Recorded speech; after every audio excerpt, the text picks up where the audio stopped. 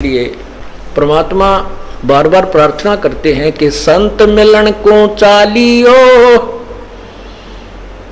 दिन में कई कई बारे आसोज के में जो ये गणा करें उपकार। भाई कई बार ना जा सके तो संत दर्श दो बखत कर ले, कह कबीर संत दर्श ते यू काल दगा ना दे। दो बखत भी ना कर सके तो दिन में कर एक बार, कह कबीरता दास का बेड़ा हो जा पार। फिर परमात्मा बताते हैं कि एक बार भी नहीं कर सकता है, दूरी ज्यादा हो जाती है। तो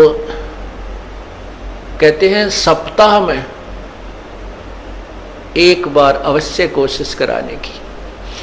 सप्ताह में भी नहीं बात बनती है, ज्यादा दूरी है तो पक्ष यानी 15वें दिन पक्ष अवश्य। उससे भी दूरी है तो फिर एक महीने में अवश्य दर्शन करने की चेष्टा कर, अवश्य पहुंच। और फिर भी कुछ ज्यादा ही विदेश दूर चला गया है तो 6 महीने तक चूकिए मत। और भी ज्यादा कोई मजबूरी या दूर चला गया है तो 1 वर्ष में संत के दर्शन के लिए अवश्य आइए। और दूर रहते हुए फिर कैसी भावना रखे, लाख कोस जो गुरु बसे और शेष समुद्रा तीर, एक पलक भूले नहीं जो गुण हो शरीर। कहते हैं गुरुजी चाहे लाख कोस की दूरी पर बैठे हैं लेकिन दिल से दूर नहीं होने चाहिए।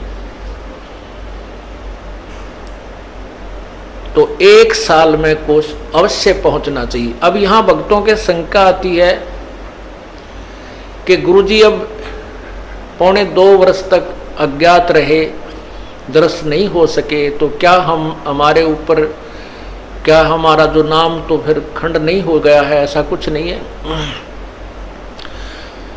ये लीला परमात्मा की है।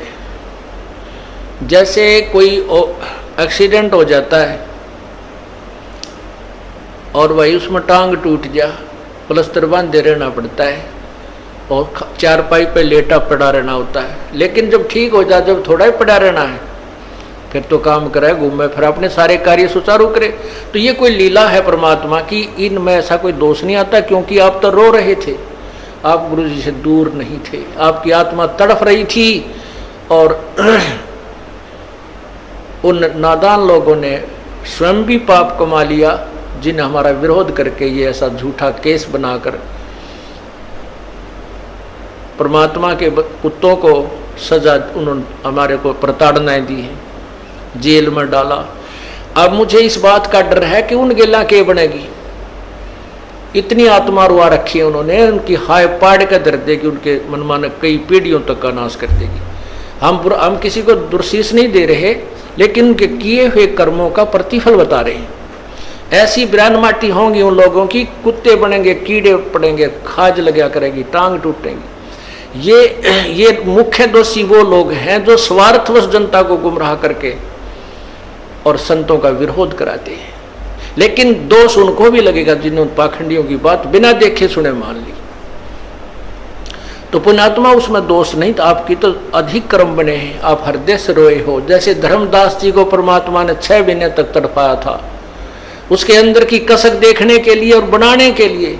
और फिर जब वो परमात्मा मिले तो और अधिक प्रेम से, और प्रेम और बढ़ा हुआ था। तो पुण्यात्मा यही समक्ष प्रत्यक्ष प्रमाण है कि कोई भी बच्चा परमात्मा से दूर नहीं हुआ, आपकी दूनी कसक पड़ी है। तो वही आपने ये ज्ञान समझ लिया कि जैसे बंदी छोड़ दयाल जी तुम लग हमरी दौड़, और जैसे काग जहाज का सूझ और निठर। आप इतना ज्ञान युक्त हो गए हो जैसे समुद्री जहाज के ऊपर शाम के समय कौवा इस दृष्टिकोण से बैठ जाता था, जो 4 बजे से जहाज प्रस्थान होता बंदरगाह से, कि ये खाना खावेंगे और वहाँ टुकड़े खाऊंगा, तो पूरा बाजार सा लगा हुआ होता है समुद्री जहाज में, सारी व्यवस्था होती है, होटल भी होते हैं वहाँ, कैंटीन भी बनी होती है, सब तरह की दुकानें होती हैं, एक शहर सा होता है। पुराने समय की बात है जब ये इंस्ट्रूमेंट नहीं थे जो वर्तमान में हैं, जो बहुत सेंसिटिव इंस्ट्रूमेंट नहीं थे, उसमें एक वो रखा करते थे दिशा सूचक, और वो दिशा सूचक को भी कोई ऐसी जो चुंबकीय चट्टान होती थी वो डिस्टर्ब कर देती थी, उसकी दिशा को बदल दिया करती थी। तो जब वो उस दिशा सूचक को चेक करने के लिए ये ठीक काम कर रहा है या नहीं, हम अपनी सही दिशा में जा रहे हैं या नहीं, उसके लिए वो क्या तरीका अपनाते थे उसकी जांच का, कि जो कौवे ऊपर बैठे होते थे उनको डड़ा मारते थे पत्थर, उनको जहाज से विवश कर देते थे उड़ने के लिए, तो वो कौवा वहां से उड़कर चल पड़ता। और कौवे में परमात्मा ने एक विशेष ऐसी वो दे रखी है, उसके अंदर ऐसा इंस्ट्रूमेंट ला रखा है कि वो उस दिशा को नहीं भूलता जिस दिशा से वो चला था।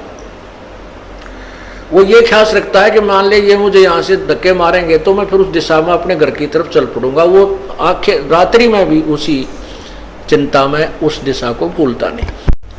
और रात्रि के समय वो जहाज निकल जाता 200 किलोमीटर, और वहां जब वो 200 किलोमीटर जहाज चला जाता तो वहां जल ही जल नजर आता था, कोई आसपास कोई शहर या किनारा दिखाई नहीं देता।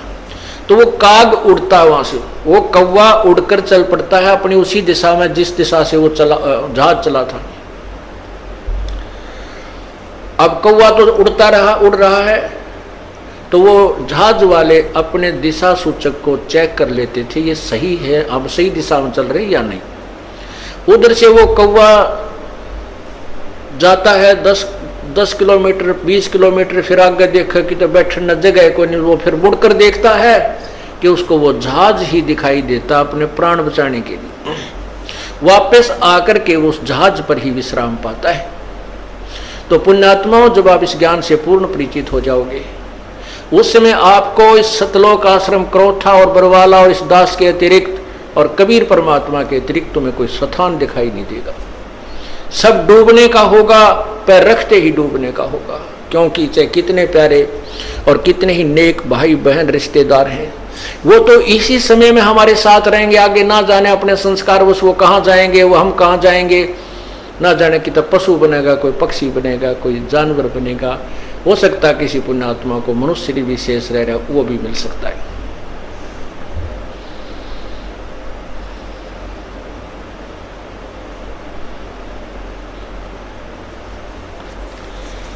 इसलिए हमने परमात्मा की भक्ति करनी चाहिए। और ऐसे आपके अंदर जो तरफ बनी है, अब आपको वो वही कौवे वाला ज्ञान हो गया। आपको परमात्मा कबीर जी के अतिरिक्त इस संसार में, ब्रह्मांड में आपको भगवान दिखाई नहीं देगा, जो हमें सुख दे सके, जो हमें आश्रय दे सके। और जब ये ज्ञान हो जाएगा तब भी हम डूबने तो बचेंगे। ना तो काग को ज्ञान नहीं होता, करा कि तो बैठ जाता समुद्र पर, डूब जाता नहीं, थोड़ी देर में थक के गिर जाता, फिर वैसे डूबना था। तो समझदारी की उसने, वापस आकर वहीं शरण ले ली। तो अब ये भी हुआ है कि जिनको हमने धमका दिया था, खुरका दिया था, वो बार बार गलती करते थे, वो आया ना करते, नाम भी छोड़ दिया था, अब वो भी उल्टे आ गए। या और कमाल करी परमात्मा ने। और नए भक्तों का तो कमाल हो गया। 3 महीने दास को जेल से आए हुए हैं, लगभग 4000 व्यक्ति परमात्मा के चरणों में नए आ चुके हैं। तो इससे सिद्ध होता है कि सांच को आंच नहीं होती। परमात्मा कहते हैं जय कंचन बिष्टा पड़े।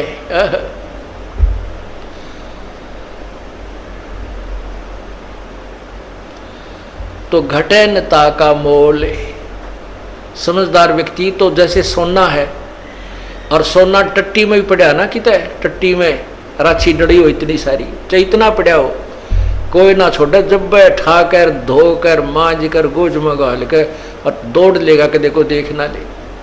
तो ऐसे ही जब हमें परख हो जाएगी, लोगों ने अब इस दास के ऊपर सोने के ऊपर टट्टी डाल दी और हमारे बच्चों ने वो टट्टी ना दिखी, सोना दिखा। तो पुण्यात्माओं, उनके द्वारा डाली हुई वो टट्टी यानी उनके द्वारा गंध फैलाया हुआ भी साफ कर रहे हैं, लोगों को समझा रहे हैं, झूठ बोलते हैं, ऐसा कुछ नहीं उस आश्रम के अंदर, और सोना भी ले रहे हैं। तो इस प्रकार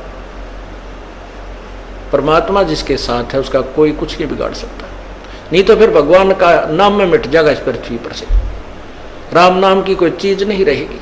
आजकल वैसे लोग नास्तिक हो गए, 4 छोटे मोटे जहाज बनाकर आकाश मुड़ के बिरानी के मान बैठे अपने आप को।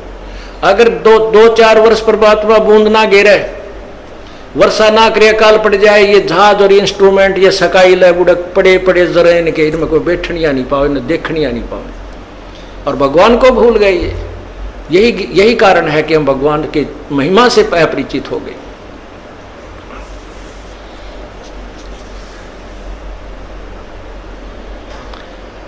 अब प्रसंग चला था सतगुरु के दरबार में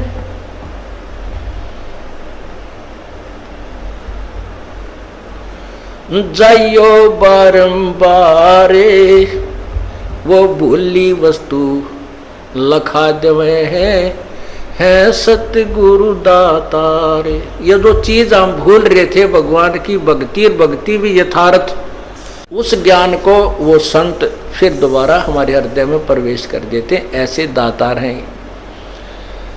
अब पुण्यात्माओं, ठीक है, जो हमसे परिचित नहीं है वो तो लोगों की दंत कथा सुनकर कुछ भी कहते रहे, सुन और कुछ भी कह सकते हैं, क्योंकि जनता का तो काम में यो है। जो भगवान से दूर हैं वो लोग तो जिसी सुनेंगे आगे वैसी ही कहना शुरू कर देते हैं। इस दास ने 17 फरवरी 1988 में परमात्मा की शरण मिली थी,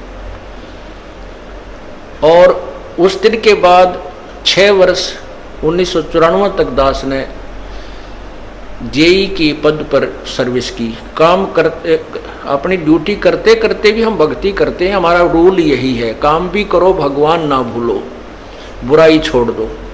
लेकिन 1994 में परमात्मा ने आदेश दे दिए गुरु महाराज ने कि तू इस काम ने संभाल। अब गुरु की आज्ञा का अवहेलन करना भगत का काम नहीं होता। जो गुरु वचन पर डट गए कट गए फंद 84 के, भाई जो गुरु वचन पर डट गए कट गए फंद 84 के। और उन्होंने अचानक मुझे बुलाकर पास बैठा लिया, कहने लगे आज से तू नाम दिया करेगा, और जितने भी वर्तमान संगत थी सबको कह दिया, और सबको बता देना कि जो इसको गुरु नहीं मानेगा वो मेरा कुछ नहीं होगा। मेरे पसीने आ गए कि मैं तो 2 कौड़ी का जीव, एक मजदूर आदमी, और परमात्मा ये इतना बड़ी जो है ना, इतना बड़ा जिम्मेवारी का काम।